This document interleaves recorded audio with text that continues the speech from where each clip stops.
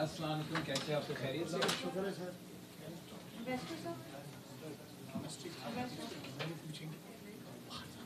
हाँ, यहाँ ज़्यादा हम इंटरनेशनल FM चुका हूँ।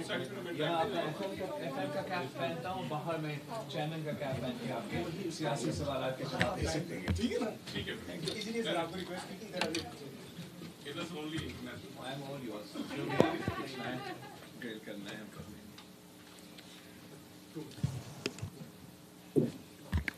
Hello everyone. Hello everyone.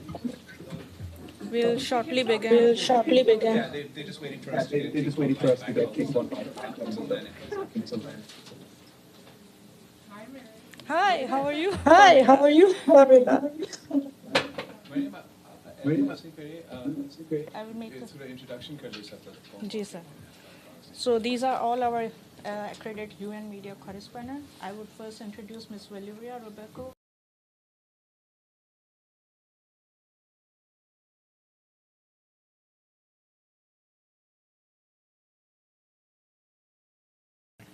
You have muted me? Mute your lap. Yes? Yeah, mute it. Yes, it's muted.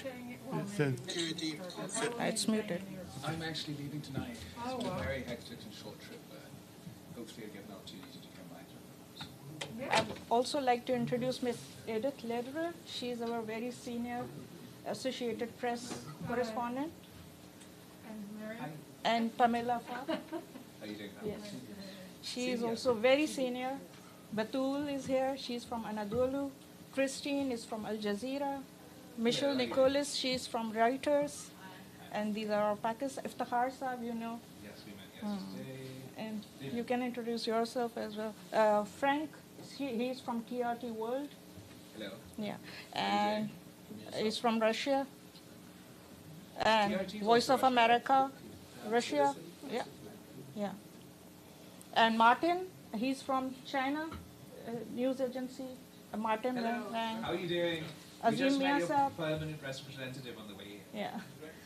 And Azim Mia Saab, he is from Geo and he's also a UN media correspondent. Yeah.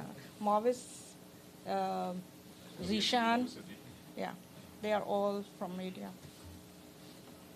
So I think we should begin. Okay, thank you. And I welcome you all. Thank you very much for joining us today. As you see, we have our Foreign Minister, Mr. Bilawal Bhutto Zardari here to speak to the media. I will first give floor to Honorable Foreign Minister to have opening remarks, and then we will open the floor for questions. So over to you. Shukriya, madam. Good afternoon, everyone. Thank you so much for taking the time out for this press interaction.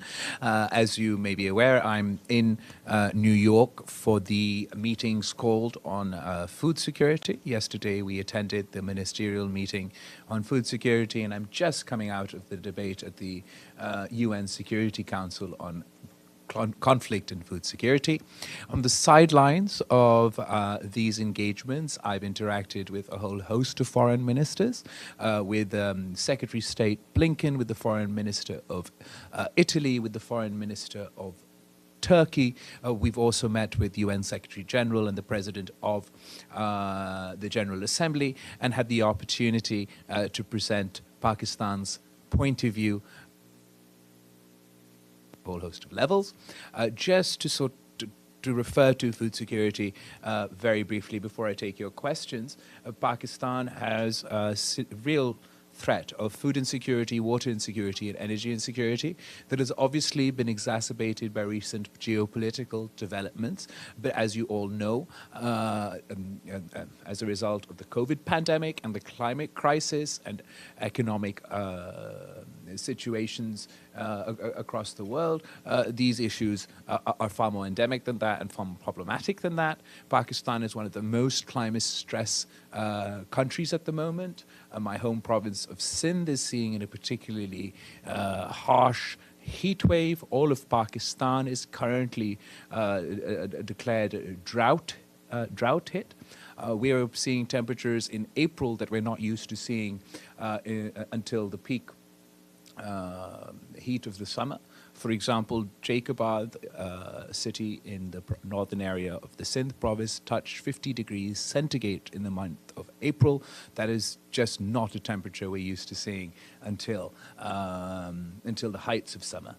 So with the combination of climate stress and the sort of COVID lockdown supply chain issues, we face a serious threat from food security, and in addition to that, we relied heavily on Ukraine for the import of wheat, for the import of fertilizers. As far as the conferences and the meetings that have been held here, the call to action as a result of yesterday's ministerial meetings, it'll help us and other developing countries in addressing the sort of imminent crisis of food security, but for short, medium, and long-term measures, we feel we need a far more comprehensive approach that also focuses on conflict resolution, on dialogue, on diplomacy, and the pursuit of peace, because we believe, Pakistan believes, that if we are distracted by conflict, we won't be able to focus on these existential threats of our time. And this is the case that I made in yesterday's ministerial meeting and today at the UN Security Council. I now give you all the opportunity to ask us some questions. President Valeria. Thank you, Mariam, and thank you so much, Minister, for being here on behalf of ANCA and speaking with us. So my question is on food security. So India suspended the wheat export. Are you concerned about this move, and what are the potential consequences for the region? Also, yesterday you met the Italian Foreign Minister Luigi Di Maio, and have you identified together some specific action on food insecurity? Thank you so much. Thank you. Thank you, Madam President, for your question.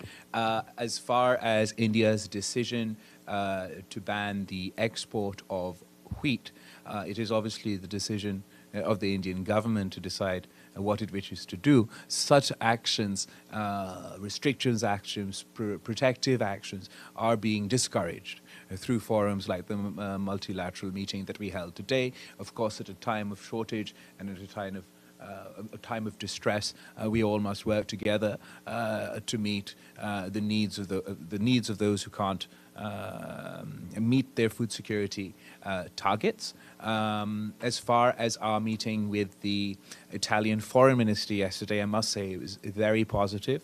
Italian Foreign Minister was extremely impressive. Pakistan and Italy enjoy good relations, and we discussed a whole host of topics, including enhancing trade cooperation between the two countries. Italy has long had a focus on food security, so we will indeed see where we can assist each other on that issue as well. Al Jazeera. Christine.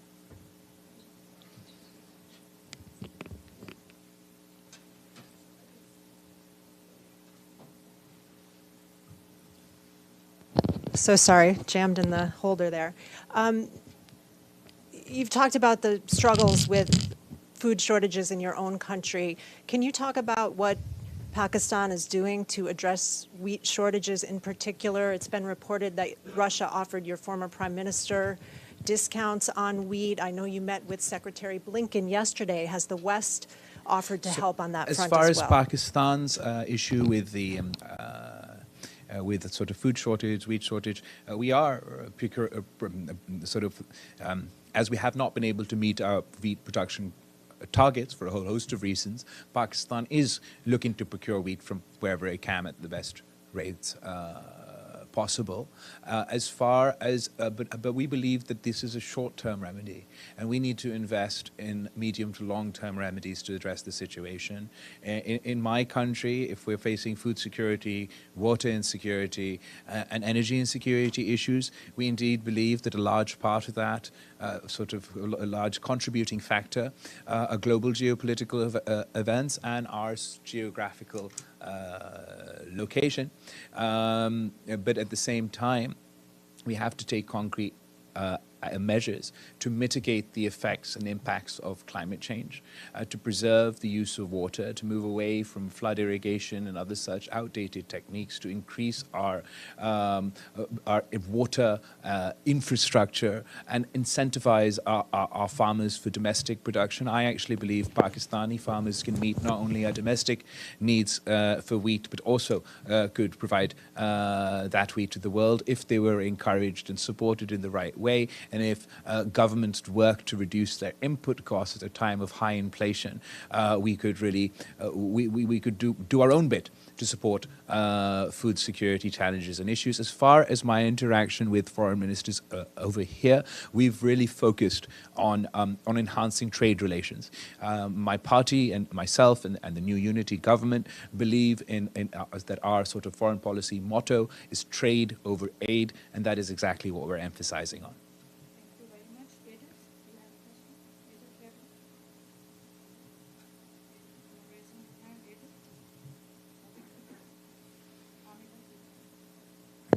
Thank you, Mr. Minister. I'm not Edie, but she'll come around.